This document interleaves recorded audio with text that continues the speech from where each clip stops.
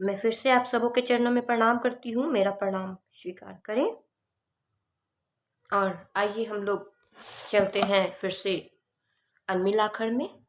हम लोग जहाँ तक कल सुने थे आज उसके आगे चलेंगे और इसमें एक शब्द गलत हो गया था, तो मैं फिर से इसे ऊपर से दोहराना चाहती हूँ।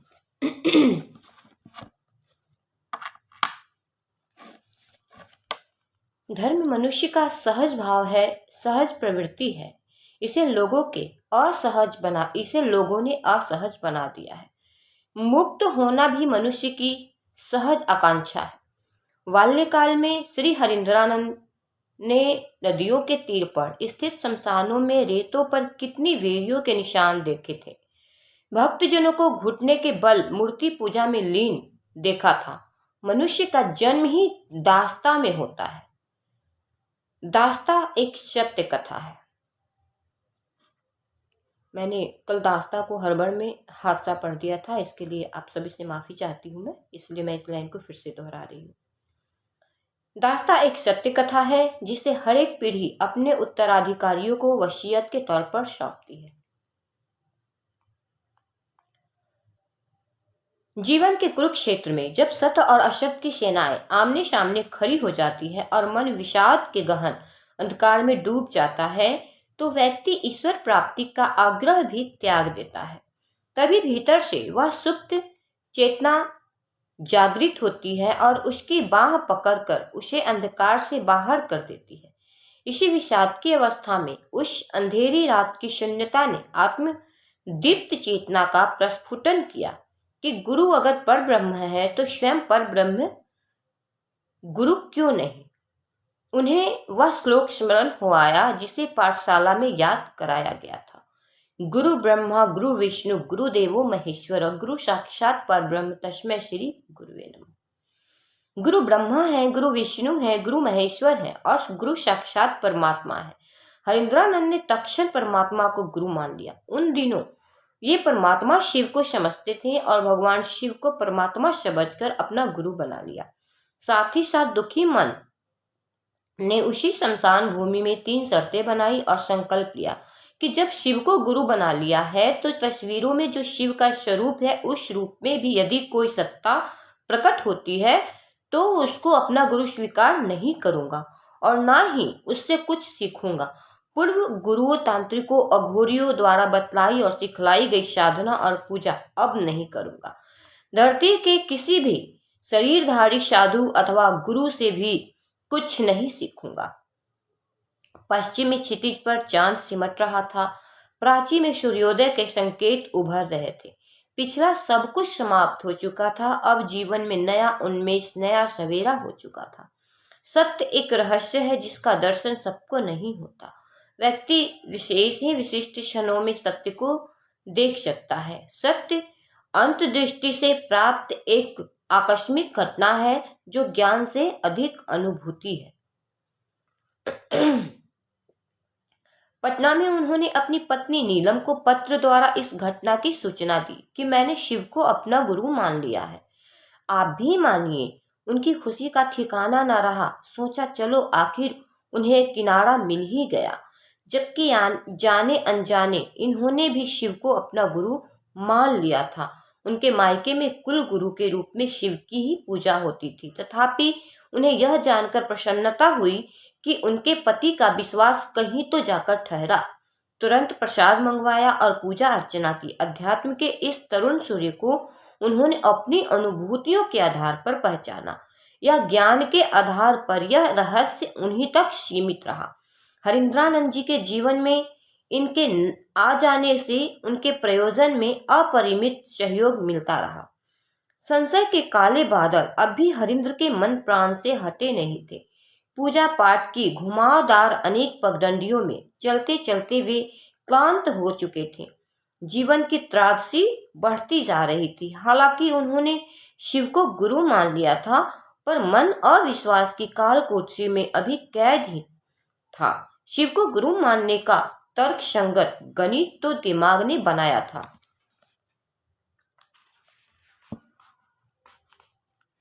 किंतु मन को अब तक की जीवन यात्रा ने भाव शून्य कर दिया था। वे पत्नी से मिलने डाल्टनगंज होते हुए मनातू आए। 2 दिनों के बाद छोटे साले ने कहा, मेहमान गया चलिएगा, मैं ब्यूक से जा रहा हूँ। ब्यूक अंग्रेजी के जमाने की कार थी जिसकी सवारी लोगों को काफी आकर्षित करती थी। हरिंद्रानंद तैयार।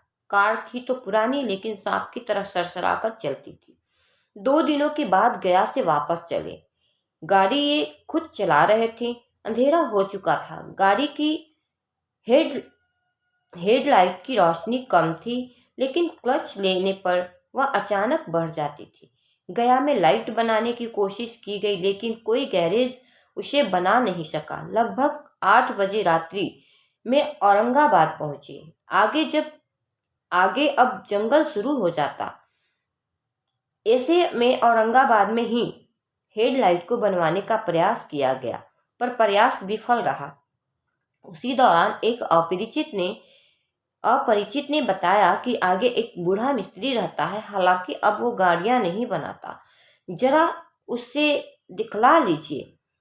उसने स्थान भी इंगित कर दिया। सड़क के किनारे बाजार में ही उसका खपरेल का घर था। आवाज देकर उसे गाड़ी की खराबी के बारे में बताया गया। बाबू, मिस्त्री का काम छोड़े तो 10 साल हो गया।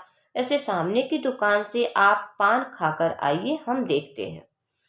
कुछ ही मिनटों बाद कार के पास वे लोग वापस आ गए। उसने गाड़ी का बॉनेट बंद कर दिया था। चाबी हाथ में देते हुए कहा, अब जाइए।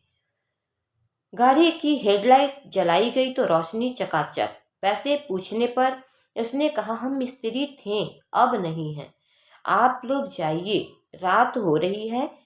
जिद करके हरिंद्रानंद ने पूछा, आखिर हुआ क्या था? डाल्टनगंज और गया में तो किसी ने नहीं बनाया। कुछ नहीं हुआ था बाबू, बस ठंडा तार छोड़ दिया था। ठंडा टर्मिनल से बॉनेट के रॉड में छोटा सा तार लपेट दिए हैं। जब आप क्लच दबाते थे तो लाइट तेज हो जाती थी, क्योंकि क्लच के पैडल का रॉड बॉडी में सट जाता था। साथ आए साले साहब ने 10 रुपए का नोट निकालते हुए उन्हें देने की कोशिश की, पर वह पैसे लिए बिना घर के अंदर चला गया। इस घटना को याद करते हुए हरिंद्रानंद जी आज भी शिव चर्चाओं में कहते हैं कि गुरु अगर उत्तम हो तो अध्यात्म लाल रुई मिठाई की तरह मीठा और हल्का है। भौतिक और पारलौकिक सोपानों को क्रमशः पार करते रहने के बावजूद हरिंद्रानंद की मानसिक स्थिति असामान्य ही रही। उन्हें यह दुविधा होने लगी कि जब कोई गुरु होते हैं तो मंत्र एवं साधना की प्रक्रिया बताते हैं। मेरे गुरु शिव तो शरीर में है नहीं, तो मंत्र अथवा दीक्षा कैसे मिलेगी? निराशा पुनः घेरने लगी। विचारों ने तो शिव को गुरु माना, परंतु उस समय तक प्राप्त ज्ञान के चमत्कार सीखने की संभावनाओं को निर्मूल नहीं किया था। शिव को गुरु मानने के बाद भी अविश्वास और हताशा थी। इसकी प्रामाणिकता पर शंकाएं उठती रहती थी। काले बादलों के बीच बिजली की चमक भला कितनी देर ठहरती है? बाबूजी का तबादला मुजफ्फरपुर से 12 किलोमीटर पहले हाजीपुर मुजफ्फरपुर मुख्य मार्ग के पार्श्व में स्थित टीचर ट्रेनिंग कॉलेज तुर्की के प्राचार्य के पद पर हो चुका था। कॉलेज के विशाल परिसर के बीच प्राचार्य के सरकारी कर्णाकित आवास में परिवार भी आ चुका था। हरिंद्रानंद ने परिवार का अपने प्रति मधुर व्यवहार नहीं पाकर आवास परिसर के बाहर बने एक खाली भवन में एक छोटा सा कमरा प्राप्त कर लिया। कमरे में एक टेबल, एक चौकी, बिस्तर पर बिछी एक दरी और चादर के अलावा थोड़ा बहुत सामान था। उनकी दिनचर्या और शयन शैली बाकी लोगों से भिन्न थी। चौकी के नीचे एक ईंट रखी रहती थी, जिसे वे रात में तौलिया डालकर तकिया बनाया करते थे। बचपन से लाइफबॉय साबुन का प्रयोग माँ ईंट से बने तकिया को फेंकवा भी दिया करती थी। कहना उचित नहीं होगा कि उनका मानसिक संतुलन अर्ध विक्षिप्त ही की तरह हो गया था। वैसे यह स्थिति उनके अंतर से उपजी आध्यात्मिक निराशा के रूप में थी। केवल खाना खाने आवास पर जाते, फिर अपनी एकांत चौकी पर बैठे रहते। हिंदी अंग्रेजी साहित्य से इनका लगाव था। कभी साहब के पन्ने पर कभी किताब के पन्ने पलटते तो कभी कुछ लिखते। कमरे में पीली रोशनी देता बल्ब देर रात तक जलता रहता, जिसका प्रकाश खिड़की के शीशे से मध्यरात्रि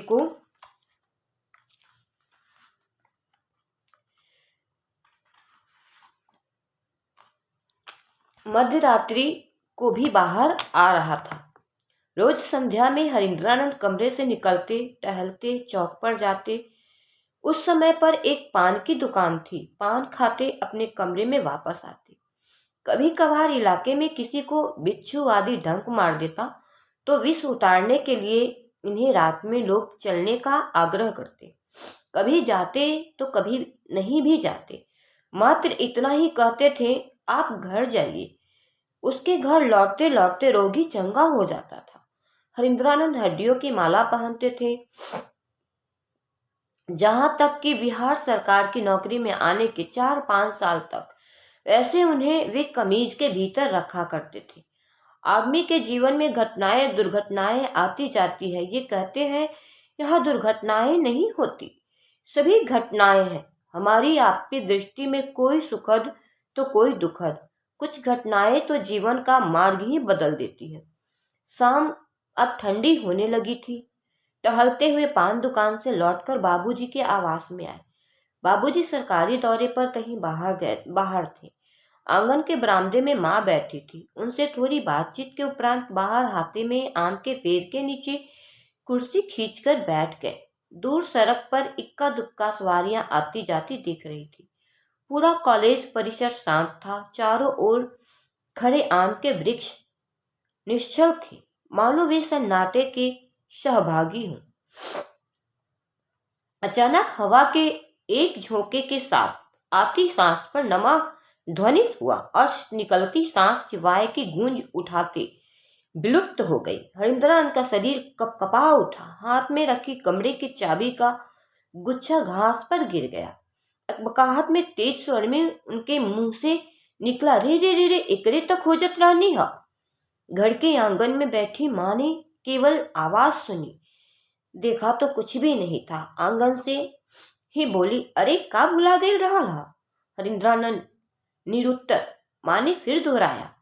अब तक इन्होंने घास पर गिरी चाबी उठा ली थी। वो चाबी गिरल रहल हा, मिल गई, संक्षिप्त उत्तर दिया।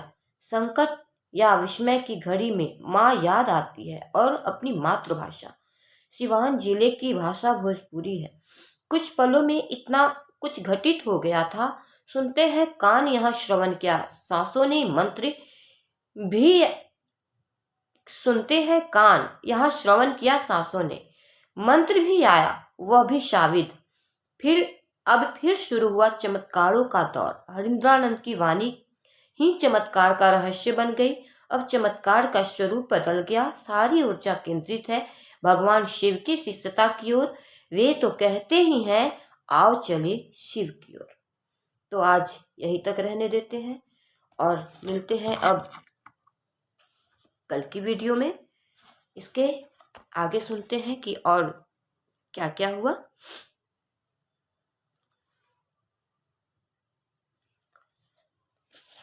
तब तक के लिए आप सबों के चरणों में मैं प्रणाम करती हूँ।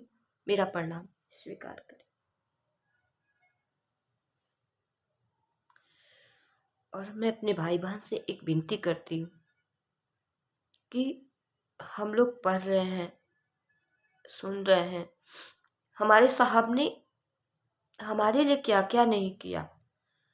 उस शिव को मेरे आपके जीवन में गुरु रूप में लाने के लिए हमारे साहब ने कितने कष्ट सहे, क्या क्या किए, ये हम लोग सुन ही रहे हैं।